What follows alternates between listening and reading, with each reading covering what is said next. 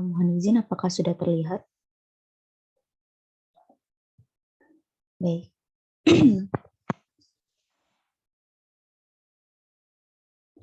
Bismillahirrahmanirrahim. Assalamualaikum warahmatullahi wabarakatuh. Selamat pagi dan salam sejahtera untuk kita semua. Terima kasih saya ucapkan kepada Bapak Ahmad Prasetyo, SSI MM, yang telah memberikan kesempatan kepada saya. Terima kasih dan selamat datang juga saya ucapkan kepada Bapak Budiandra SST MSAD serta teman-teman yang saya banggakan. Pada kesempatan kali ini saya akan mempresentasikan hasil penelitian saya yang berjudul Determinan Status Kejadian Tuberkulosis Paru Penduduk Usia Produktif 15-64 tahun di Provinsi Banten tahun 2018. Adapun pokok bahasan pada presentasi kali ini yaitu sebagai berikut. Pendahuluan. Tuberkulosis merupakan penyakit penular yang dapat menyebabkan kesehatan yang buruk serta menjadi salah satu dari 10 penyebab utama kematian di seluruh dunia.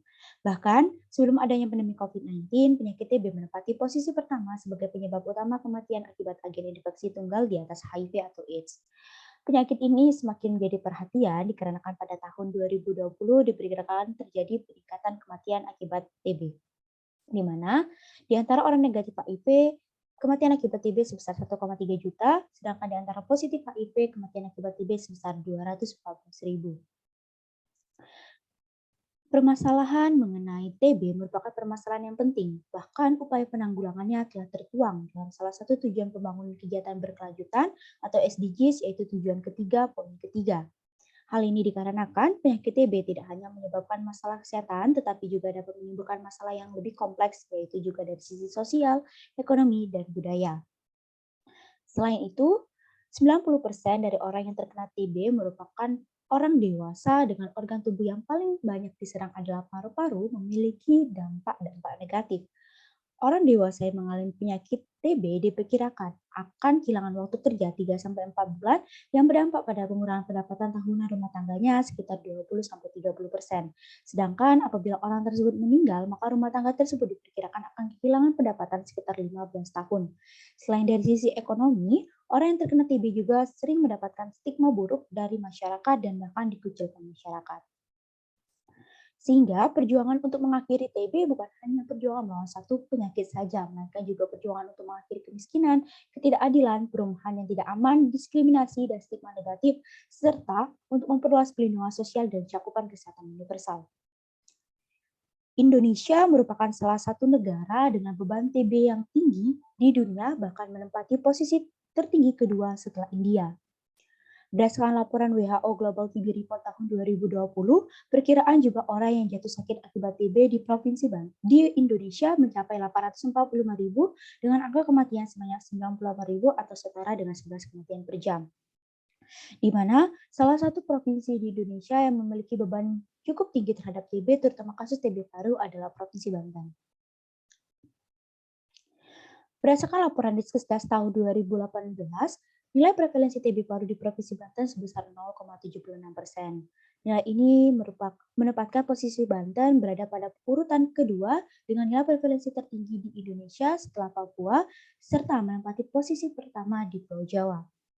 Selain itu, pada tahun 2018, nilai prevalensi TB paru ini cenderung mengalami peningkatan dibandingkan tahun 2013, di mana pada tahun 2013, nilai prevalensi TB paru di Provinsi Banten hanya sebesar 0,4%. Hal ini mengindikasikan bahwa telah terjadi peningkatan hampir 2 kali lipat terhadap nilai prevalensi TB paru di Provinsi Banten. Selain itu, tingginya beban TB di Provinsi Banten dapat juga digambarkan dari nilai case notification rate, di mana pada nilai case notification rate di Provinsi Banten cenderung mengalami peningkatan sampai tahun 2018, serta selama 3 tahun terakhir nilainya selalu lebih tinggi dibandingkan nilai rata-rata nasional, di mana tahun 2018 merupakan tahun dengan nilai case notification rate atau penemuan kasus baru TB tertinggi selama 5 tahun terakhir. Selanjutnya, jika dilihat berdasarkan kelompok umur, persentase kasus baru TB paru dari tahun 2015 sampai tahun 2020 didominasi oleh kelompok penduduk usia produktif. Hal ini tentu saja menjadi masalah mengingat Provinsi Banten sedang berada pada keadaan bonus demografi dan masih akan terus berada pada bonus demografi sampai tahun 2035. Tingginya nilai prevalensi TB paru serta terjadinya peningkatan prevalensi TB paru pada tahun 2018 merupakan permasalahan yang cukup menarik untuk diteliti. Hal ini dikarenakan persentase penduduk miskin pada tahun 2018 di Provinsi Banten cukup rendah serta menempati urutan kedua terendah di Pulau Jawa. Dari sisi fasilitas kesehatan juga, rasio puskesmas per kecamatan di Provinsi Banten telah memenuhi target nasional dengan 83,6% puskesmas telah terakreditasi. Dari sisi lingkungan juga, persentase kabupaten atau kota yang telah memenuhi kualitas kesehatan lingkungan sudah sebesar 100%. Hal ini mengindikasikan bahwa upaya pencegahan penyakit atau gangguan kesehatan dari faktor kesehatan lingkungan telah optimal dilakukan seluruh kabupaten kota yang ada di Provinsi Banten. Sehingga sangat diperlukan pengkajian mendalam mengenai gambaran umum, variabel-variabel yang mempengaruhi, serta ukuran risiko dari variabel-variabel yang mempengaruhi status kejadian tuberkulosis paru penduduk usia produktif 15-64 tahun di Provinsi Banten tahun 2018. Adapun tujuan penelitian penelitian ini yaitu sebagai berikut. Kajian pustaka. Tuberkulosis TB merupakan suatu penyakit menular dan bersifat kronik yang disebabkan oleh salah satu spesies kuman dari kelompok Microbacterium, yaitu Microbacterium tuberculosis. Di mana berdasarkan organ tubuh yang diserang, penyakit TB ini dapat dibagi menjadi dua, yaitu TB paru dan TB ekstrak paru. Adapun teori-teori yang digunakan pada penelitian ini yaitu adalah teori triad epidemiologi dan teori kesehatan HL Group, di mana pada penelitian ini juga akan lebih fokus pada faktor-faktor yang dapat diintervensi. Berikut adalah beberapa penelitian terkait yang pernah dilakukan. Berdasarkan teori dan penelitian terkait, maka didapatkan kerangka pikir untuk penelitian ini yaitu sebagai berikut. Metodologi. Pada penelitian ini, sumber data yang digunakan berupa raw data yang bersumber dari hasil survei riset kesehatan dasar nasional tahun 2018, di mana unit analisisnya yaitu penduduk usia produktif usia 15-64 tahun di Provinsi Banten tahun 2018, dengan variabel responnya 0 mengindikasikan tidak mengalami TB paru dan 1 mengalami TB paru. Berikut daftar variabel-variabel yang digunakan. Metode analisis. Pada penelitian ini digunakan dua metode analisis, yaitu analisis deskriptif menggunakan pie chart, petatomatik, dan kolom chart, serta analisis inferensial menggunakan regresi komplementari log-log. Regresi komplementari log-log merupakan salah satu model pada GLM dengan fungsi tubuh yang digunakan yaitu fungsi komplementari log-log. Pada umumnya, transformasi komplementari log-log digunakan ketika suatu variabel respon memiliki probabilitas sangat besar atau sangat kecil pada salah satu kategorinya atau bersifat asimetris. Sehingga apabila data rare event di mana bentuk data asimetris, maka model komplementari log-log dinilai lebih tepat dalam menggambarkan hubungan antar variabel. Adapun tahapan analisis dari regresi komplementari yaitu pertama pembentukan model awal, 2 pengajuan parameter secara simultan, 3 pengujian parameter secara parsial, 4 pengujian kesesuaian model, dan 5 interpretasi hasil. Berikut merupakan model awal dari regresi komplementari log-log. Hasil dan pembahasan. Berdasarkan hasil pengolahan data didapatkan nilai persentase mengalami TB paru pada penduduk usia produktif 15-64 tahun di Provinsi Banten sebesar 1,21%. Dengan kata lain, 1-2 dari 100 penduduk usia produktif di Provinsi Banten mengalami kejadian TB paru.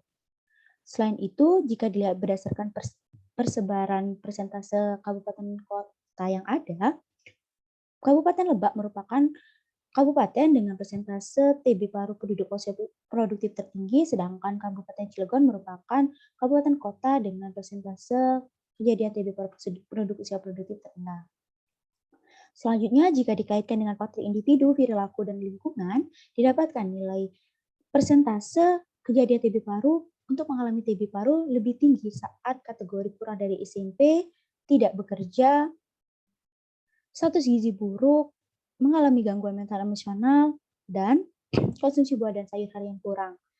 Sedangkan pada kategori merokok dan konsumsi air minum tidak layak memang memiliki nilai yang cukup rendah dibandingkan tidak merokok dan tidak konsumsi air minum tidak layak. Namun tidak terdapat selisih yang ada tidak terlalu berbeda signifikan. Selanjutnya, hasil analisis inferensial. Berdasarkan pengujian parameter secara simultan, didapatkan keputusan tolak H0 yang mengindikasikan bahwa minimal ada satu variabel bebas yang signifikan mempengaruhi status kejadian TB paru, di mana berdasarkan hasil pengujian parameter secara parsial, dari 7 variabel didapatkan 6 variabel yang signifikan mempengaruhi status kejadian TB paru, yaitu tingkat pendidikan, status bekerja, status gizi, status gangguan mental emosional, status konsumsi buah dan sayur, serta status kelayakan air minum. Selanjutnya, berdasarkan ujian sesuaian model, didapatkan putusan gagal tolak H0. Hal ini mengindikasikan bahwa model yang diajukan memang telah sesuai dalam menggambarkan status kejadian TB paru di Provinsi Banten. Berdasarkan pengujian-pengujian yang telah dilakukan, maka didapatkan persamaan dari regresi komplementari Lovelock, yaitu sebagai berikut, di mana tanda bintang mengindikasikan bahwa variabel tersebut signifikan pada tingkat signifikansi alfa 0,5%. Pada tingkat signifikansi 5%. Ukuran risiko. Berdasarkan persamaan yang telah didapatkan, maka dapat dihitung nilai ukuran risiko untuk masing-masing variabel, di mana ukuran risiko untuk masing-masing variabel disajikan sebagai berikut. Adapun interpretasi yang dapat dilakukan, salah satunya yaitu untuk variabel tingkat pendidikan, di mana ukuran risiko yang didapatkan sebesar 1,8635 mengindikasikan bahwa seseorang yang berpendidikan yang ditamatkan tertinggi kurang dari SMP memiliki ukuran risiko 1,8 lebih besar 1,8635 kali untuk mengalami kejadian TB paru dibandingkan orang yang pendidikan tertinggi ditamatkan minimal SMP dengan asumsi variabel-variabel lain bersifat konstan. Kesimpulan dan saran. Kesimpulan, persentase mengalami kejadian TB paru pada penduduk usia produktif 15-64 tahun di Provinsi Banten sebesar 1,21% dengan Kabupaten Lebak merupakan kabupaten tertinggi dan Kota Cilegon merupakan kota kabupaten terendah, di mana persentase tertinggi juga terjadi pada kategori mengalami TB paru juga terjadi pada kategori pendidikan yang ditamatkan di bawah SMP, tidak bekerja, status gizi buruk, mengalami GME, serta konsumsi buah dan sayur kurang. Sedangkan variabel-variabel yang mempengaruhi yaitu ada tingkat pendidikan, status bekerja, status gizi, status gangguan mental emosional, dan status konsumsi buah dan sayur, serta status kelayakan air minum. Lalu, ukuran risiko lebih tinggi mengalami kejadian TB paru yaitu saat seseorang berada pada kondisi pendidikan ditamatkan di bawah SMP, tidak bekerja, gizi buruk, mengalami GME, porsi konsumsi buah dan sayur kurang, serta sumber air minum dikonsumsi tidak layak. Adapun saran pada penelitian ini yaitu untuk pemerintah diperlukan peningkatan program wajib belajar, program jam sosratu, program hibah air, serta sosialisasi mengenai pentingnya kesehatan mental. Sedangkan bagi masyarakat diharapkan dapat lebih memperhatikan kondisi mental dan diri apabila stres bisa istirahat dan melakukan kegiatan refreshing. Sedangkan untuk penelitian selanjutnya dapat menggunakan data terbaru serta mengubah variabel seperti pendapatan rumah tangga. Baik, terima kasih atas presentasi. Terima kasih. Sekian presentasi dari saya. Saya mohon maaf apabila terdapat kesalahan. Wassalamualaikum warahmatullahi wabarakatuh.